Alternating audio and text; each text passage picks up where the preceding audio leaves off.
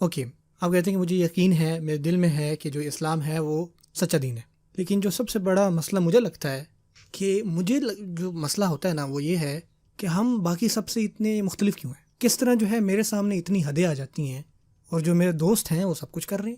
کیوں بھائی میرے والدین مجھے یہ کرنے سے روکتے ہیں کہ یہ نہ کرو، وہ نہ کرو، یہ نہ کرو، اور میرے ارد گرد ہر کوئی جو اس کا دل ہے وہ کر رہا ہے، اور میں اپنی کلاس میں سب سے الگ تھلگ ہوں جی، یا کہتا ہے کہ جی میں اسکول میں سب سے الگ ہوں، یا میں اپنے دوستوں گروہوں میں الگ ہوں جی، میں ہی ہوں اکیلا جو میں یہ بھی نہیں کر سکتا وہ بھی نہیں کر سکتا۔ مجھے اس کا جواب دیں کہ جو اسلام ہے وہ اتنی حدیں کیوں ڈالتا ہے، ہر چیز حرام کیوں ہو جاتی ہے؟ مجھے یہ کیوں دوسروں سے الگ ہونا ہے؟ یقین کریں یہ بہت اچھا سوال ہے، اور ساتھ ساتھ انتہائی مشکل سوال بھی ہے، اور اس کے جواب دینے سے پہلے میں چاہتا ہوں کہ آپ ہلکا سا میچور ہو کے سوچیں، اور انشاءاللہ آپ سوچیں گے نا تو آپ اس کے جواب کو سمجھ جائیں گے۔ سنیں، قرآن مجید میں اللہ سبحانہ وتعالیٰ فرماتے ہیں وما اکثر الناس ولو حرصت بمؤمنین، کہ لوگوں کی اکثریت جو ہے اگرچہ آپ چاہتے ہیں لیکن وہ ایمان نہیں لانا چاہتے۔ وَإِن تُطِعْ أَكْثَرَ مَنْ فِي الْأَرْضِ يُضِلُّوكَ عَنْ سَبِيلِ اللَّهِ، اگر آپ لوگوں کی اکثریت کی اطاعت کریں تو وہ آپ کو سیدھے راستے سے گمراہ کر دیں گے۔ اللہ تعالیٰ کہتے ہیں قرآن مجید میں کہ لوگوں کی اکثریت جو ہے وہ جانوروں کی طرح رہنا چاہتی ہے، انہم الا کالانعام، کہ اکثر جو ہے ان کا کوئی ہائر گول نہیں ہوتا، وہ اپنی زندگی جو ہے نا وہ بس ایک خیالی اس میں گزارنا چاہتے ہیں، اپنی چاہتوں میں، اپنی خواہشات میں۔ اور ہمارا دین حکمت والا، ایک مقصد والا ہے، ہم جانور نہیں ہیں، اشرف المخلوقات ہے، ہمارا ایک نفس ہے، ہماری ایک روح ہے، ہماری ایک سوچ ہے۔ آپ دیکھیں کوئی بھی کامیاب انسان دنیا کا ہے نا، اس نے اس ٹرینڈ کو بریک کیا ہے، اس نے اس بات کو توڑا ہے۔ ہر کامیاب انسان دنیا میں مذہبی نہ لیں، وہ لوگوں سے الگ ہو کے چلا ہے۔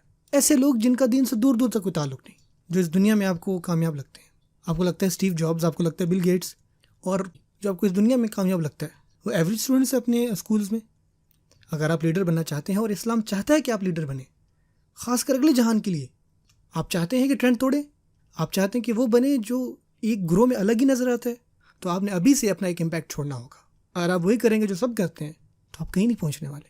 لیکن اگر آپ اوپر اٹھیں اور چرواہا بنیں، آپ اٹھیں اور رہبر بنیں جو راستے دکھائے، تو اس کے لیے آپ کو محنت کرنی ہے، آپ کو صبر کرنا ہے، آپ کو قابو کرنا ہے خود پہ، اور یہ آسان نہیں ہے، لیکن واللہ یہی ہمارا دین ہم سے چاہتا ہے۔ ہمارا دین ہمارے لیے خیر چاہتا ہے اس دنیا میں اور آخرت میں۔ اسلام جو ہے وہ اتنا مشکل کیوں ہے؟ اسلام میں جو ہے اتنی حدود کیوں ہیں؟ تو پھر آپ یہ خود سے پوچھیں کہ پوری دنیا باقی جو لوگ ہیں وہ اپنے معاملات میں اتنے آسان کیسے ہیں، جبکہ ان کو پتہ ہے کہ دنیا آسان نہیں ہے۔ میں آپ کو ایک مثال دیتا ہوں، ہم 2020 میں چل رہے ہیں، جب آپ چھوٹے تھے، ٹھیک ہے، آپ اپنے بچپن کو یاد کریں، جو سگریٹس ہیں نا، خاص کر 80 کی دہائی میں، ان کے اوپر لیبل نہیں لگا ہوتا تھا کہ یہ صحت کے لیے مضر ہے، ٹھیک ہے نا۔ آپ اپنے بڑوں سے پوچھیے گا سگریٹ کو پتہ کیسے مارکیٹ کیا جاتا تھا کہ یہ کوئی کول چیز ہے، اس سے آپ بڑے لگو گے، ٹھیک ہے نا۔ چھوٹے بچے پئیں گے تو بڑا دکھیں گے، ایک فیشن تھا۔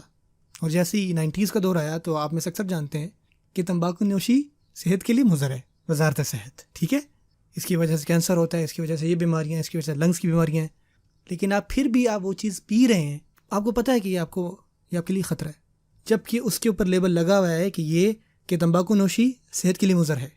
تو پھر بھی کیا یہ انتہائی بے وقوفانہ نہیں ہوگا کہ آپ پھر بھی وہ چیز کر رہے ہیں؟ سگریٹ کی وجہ سے اموات ہوتی ہیں، کار ایکسیڈنٹس کی اموات سے زیادہ ہوتی ہیں، لیکن پھر بھی ہم آرام سے پیتے ہیں، خریدتے ہیں، بکتی ہے، کیونکہ اخلاقیات ہر کسی کے لیے ایک جیسی نہیں ہوتی۔ لیکن ہمارے لیے ہمارا دین ہمیں سکھاتا ہے ہر وہ چیز جو آپ کی صحت کے لیے مضر ہے وہ آپ کے لیے الاؤڈ نہیں ہے۔ ڈرگز، شراب، پورنوگرافی، زنا، ان میں سے ہر چیز آپ کو تباہ کرتی ہے، آپ کا اخلاق، آپ کی سوچ، آپ کی طبیعت۔ تو اسی وجہ سے ہمارے دین نے اس کو حرام کہا، کیونکہ یہ ہمارے اپنے لیے اچھا ہے۔ آپ آزما کے دیکھ لیں بے شک، اور واللہ اگر آپ اپنے دین کے ساتھ مخلص ہیں تو آپ کو احساس ہوگا جب آپ ان چیزوں کو چھوڑتے ہیں، اور وہ جو سکون آپ کو ملتا ہے وہ ان سے بہت زیادہ ہے۔ رسول اللہ صلی اللہ علیہ وسلم نے فرمایا، کوئی بھی جو اللہ تعالیٰ کے لیے کسی بھی چیز کو چھوڑے، اللہ تعالیٰ اس کو اس کا سب سے بہترین بدل دیں گے۔ کوئی بھی اللہ تعالیٰ کے لیے کسی چیز کو چھوڑ دے تو اللہ تعالیٰ اس کو بہتر دیں گے اس سے جس کو اس نے چھوڑا تھا۔ لیکن اب ابھی جوان ہیں، آپ کے لیے تھوڑا سا مشکل ہوگا سمجھنا یہ باتیں، لیکن آپ سگریٹ کی ایگزامپل سے یاد رکھیے گا۔ اسی طرح ہر وہ چیز جو شریعت منع کرتی ہے کرنے سے، چاہے وہ ڈرگز ہوں، چاہے وہ ڈیٹنگ ہو، چاہے وہ شراب، چاہے وہ فحاشی، تو یہ جان لیں کہ اس میں ہمارے لیے کوئی نہ کوئی خطرہ ہے۔ اور اللہ قرآن مجید میں فرماتے ہیں ہمارا دین وہ ہے جو یحل لہم الطیبات ویحرم علیہم الخبائث ہے، کہ جو دین ہے وہ ان کے لیے حلال کرتا ہے جو پاک ہے، اور وہ چیزیں حرام کرتا ہے جو کہ ناپاک ہیں۔ ہمارا دین میں جو حدیں آتی ہیں نا، وہ اس وجہ سے آتی ہیں کہ اللہ تعالیٰ چاہتے ہیں کہ ہم آگے بڑھیں، ہم بہتر بنیں۔ اگر آپ کو یہ فیل ہو کہ یہ چیز حرام کیوں ہے، وہ چیز حرام کیوں ہے، تو اس کے پیچھے کوئی نہ کوئی ایسی وجہ ہوگی جو آپ کو آگے جا کے سمجھ میں آئے گی۔